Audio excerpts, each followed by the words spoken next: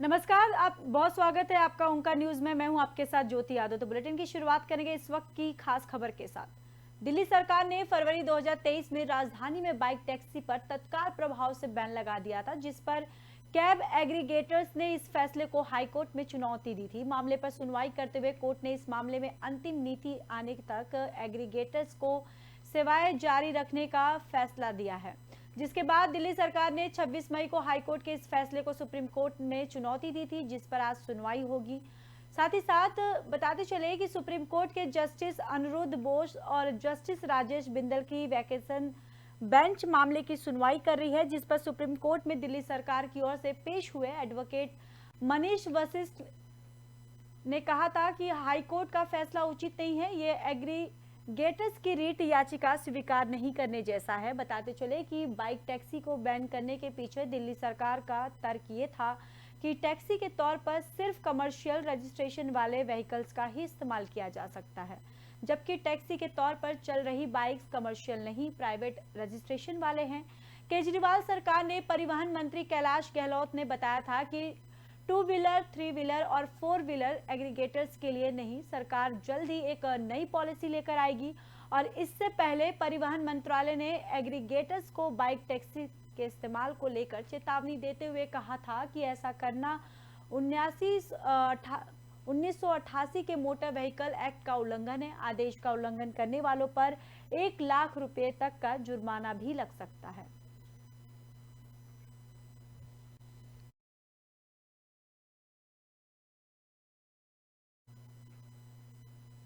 गुरुवार को केरल पहुंचा मानसून तेजी से आगे बढ़ रहा है और एक दिन में केरल को पार कर कर्नाटक पहुंच गया। दूसरी ओर तमिलनाडु में भी मानसून बारिश शुरू हो गई है, जहां पर मानसून अगले 2 दिनों में तमिलनाडु और नॉर्थ ईस्ट के राज्यों में पहुंच जाएगा। वहीं आईएमडी के मुताबिक मानसून 10 जून तक दक्षिण से बढ़ते हुए महाराष्ट्र पहुंच जाएगा और पूर्वोत्तर के राज्यों को कवर कर पश्चिम बंगाल से होते हुए बिहार तक पहुंचेगा।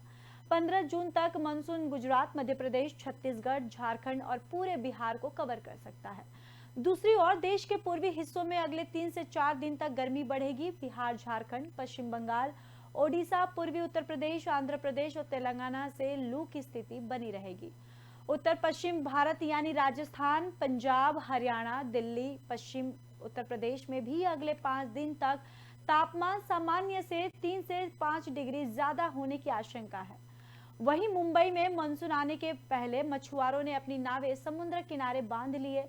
बरसात की वजह से अगले 2 महीने तक नाविक समुद्र से दूर रहना बेहतर समझते हैं। मौसम विभाग ने तटीय इलाकों में तेज हवाओं के साथ भारी बारिश की आशंका जताई है, जहां पर केरल, तमिलनाडु, कर्नाटक और गोवा में रिमझिम बारिश जारी है।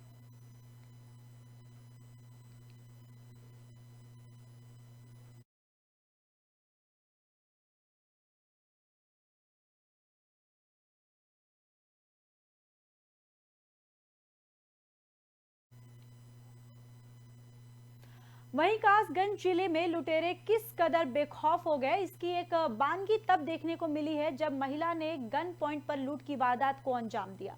दिन दहाड़े गन पॉइंट पर महिला से सोने की चैन, 2 अंगूठी, कुंडल लूटकर बदमाश मौके से फरार हो गए। वहीं दरअसल पता पूछने के बहाने बाइक सवार बदमाशों ने महिला को रोककर तमंचा तानकर महिला से लूट की और साथ ही साथ सुनीता यादव घर से टहलने निकली थी और जहां पर मामले में पुलिस पर भी घटना को छुपाने का प्रयास करने का आरोप लग रहा है। दरअसल घटना सदर कोतवाली क्षेत्र के सोरो रोड का बताया जा रहा है। तो गन पॉइंट पर महिला से लूट की ये वारदात सामने आई है। दरअसल कांस जिले में लुटेरे किस कदर बेखौफ हो गए, इसकी एक बानगी दब देखने को मिली है जब एक महिला से गन पॉइंट पर लूट की वारदात को अंजाम दिया गया। दिन दहाड़े गन पॉइंट पर महिला से 2 अंगूठी, कुंडल लूटकर बदमाश फरार हो गए। दरअसल आपको बताते चले कि बदमाश पता पूछने के बहाने बाइक सवार बदमाशों ने महिला को रोककर तमंचा तानकर महिला से लूट की। साथ ही साथ बताते चले कि सुनीता यादव घर से टहलने निकली हुई थी। मामले में पुलिस भी घटना को छुपाने का प्रयास करने का पुलिस पर आरोप लग रहा है। दरअसल ये पूरी घटना सदर कोतवाली क्षेत्र के सोरो रोड की बताई जा रही है।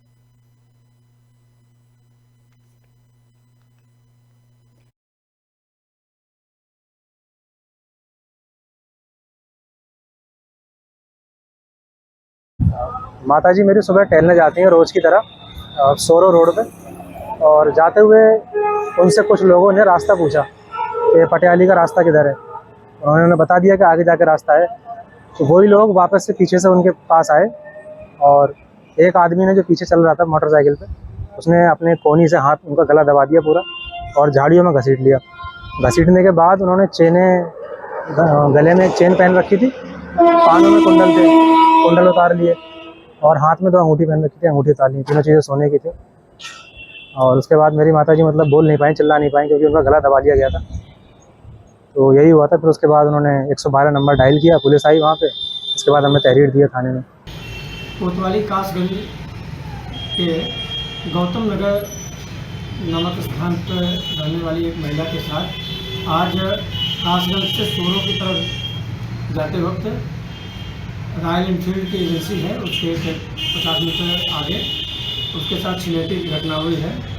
छिनैती की घटना के संबंध में सीसीटीवी फुटेज और आसपास के लोगों से बयान लिए जा रहे हैं। प्रभारी निरीक्षक और मेरे द्वारा घटनास्थल का निरीक्षण किया गया। संदिग्ध व्यक्तियों की जानकारी कर उनसे पूछताछ की जा रही है।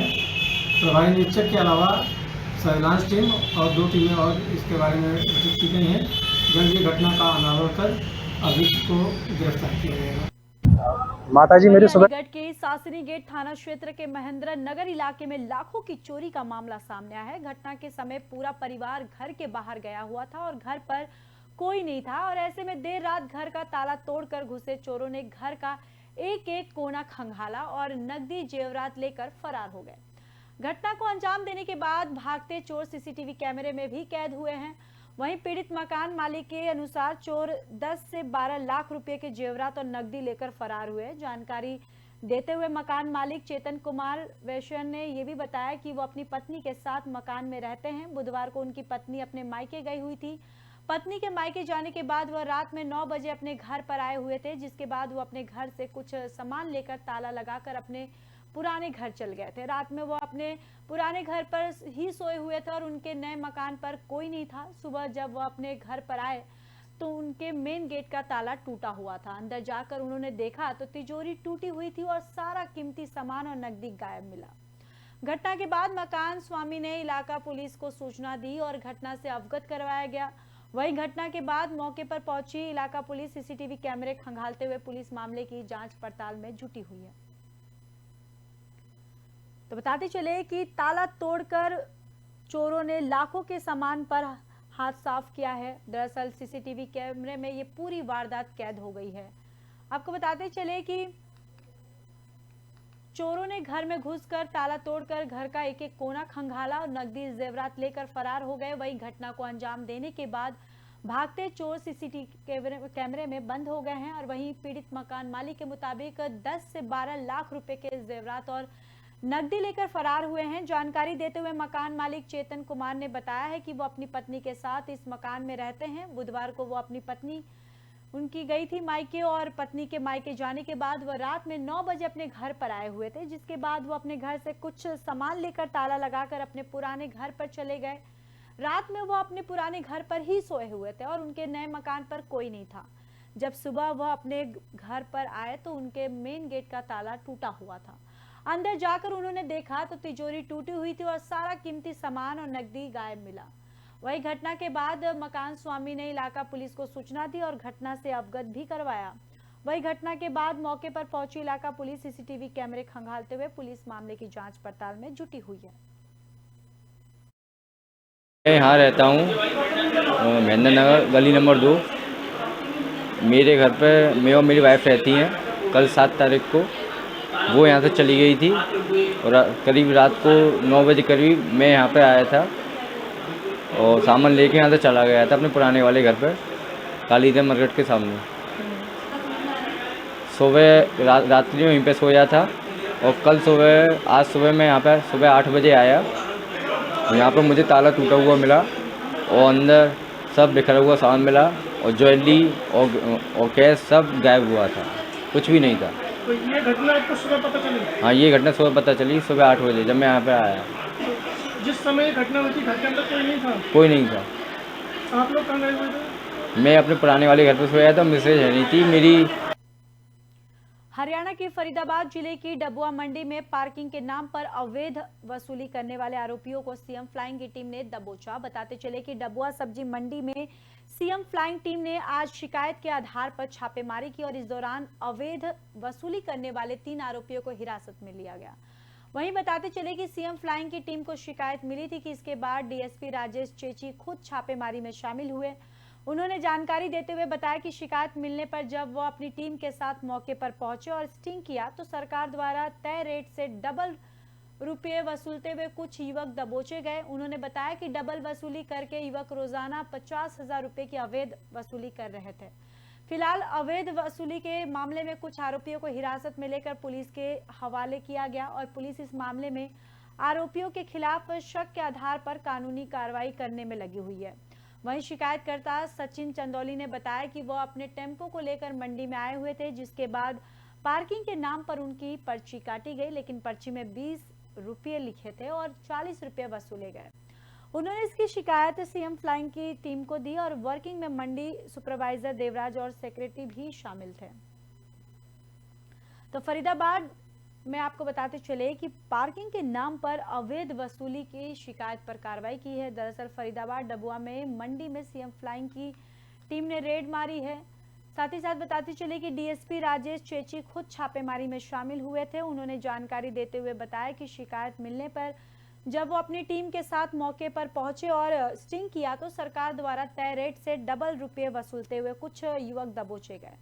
उन्होंने बताया कि डबल वसूली करके युवक रोजाना 50,000 रुपए की अवैध वसूली कर रहे थे। फिलहाल अवैध वसूली के मामले में कुछ आरोपियों को हिरासत में लेकर पुलिस के हवाले किया गया है। पुलिस इस मामले में आरोपियों के खिलाफ शक के आधार पर कानून कार्रवाई कर रही है। और शिकायतकर्ता सचिन चंदौली ने भी बताया कि वो अपने टेम्पो को लेकर मंडी में आए हुए थे, जिसके बाद पार्किंग के नाम पर उनकी पर्ची काटी गई, लेकिन पर्ची में 20 रुपये लिखे हुए थे और 40 रुपये वसूले गए। उन्होंने इसकी शिकायत सीएम फ्लाइंग से की और वर्किंग में मंडी सुपरवाइजर देवराज और सेक्रेटरी भी शामिल थे।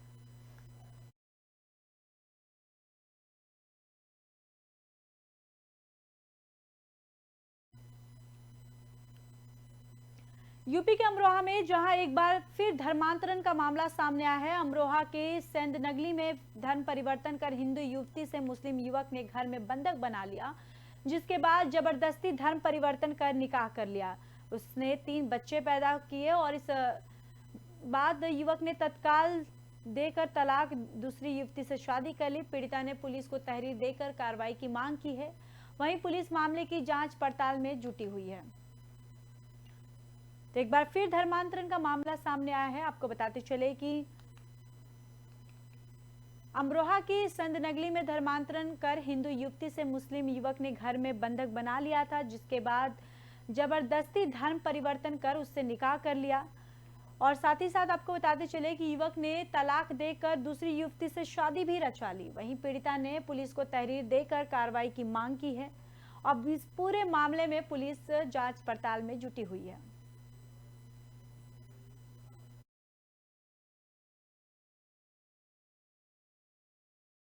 आया मुझे कि मैं काम दिलवा दूंगा, उसके बाद लेकर आया, घर में कैद कर लिया और उसके बाद मौलाना बुला के और क्या कहते हैं मतलब निकाह करवा लिया। उसके बाद बच्चे होते हैं 3। उसके बाद उसने उस लड़के ने मतलब मुनीस ने अपनी मुमेरी बहन कर ली शादी, निकाह दूसरा निकाह कर लिया उसने। उसके बाद जो है मुझे अब निकालने की कोशिश कर रहे हैं, निकाल रहे हैं धक्के मार के कि निकल जाओ यहाँ, तुम मत रहो। आपको मालूम था कि मुस्लिम है? जी नहीं। फिर उसने क्या नाम बताया पहले आपको? पहले मनीष नाम बताया था। पहले मनीष बताया था जी। अच्छा, आप निकाह कब हुआ था? निकाह हुआ था 10 साल हो गए। और कहाँ पर हुआ था? नंगली में। नंगली में किस जगह पर? नंगली में हुआ था, अब ये तो पता नहीं नंगली में हुआ था, अब ये नहीं मालूम है कहाँ हुआ था। अब वो लोग क्या कह रहे हैं फिर? अब वो लोग बोल रहे हैं ये दूसरी जो हमने मेरी बहन करी है ये रहेगी, तू निकल यहाँ से, तू जा। फिलहाल इस बुलेटिन में बस इतना ही। बाकी देश और दुनिया की खबरों के लिए देखते रहिए ओंकार न्यूज।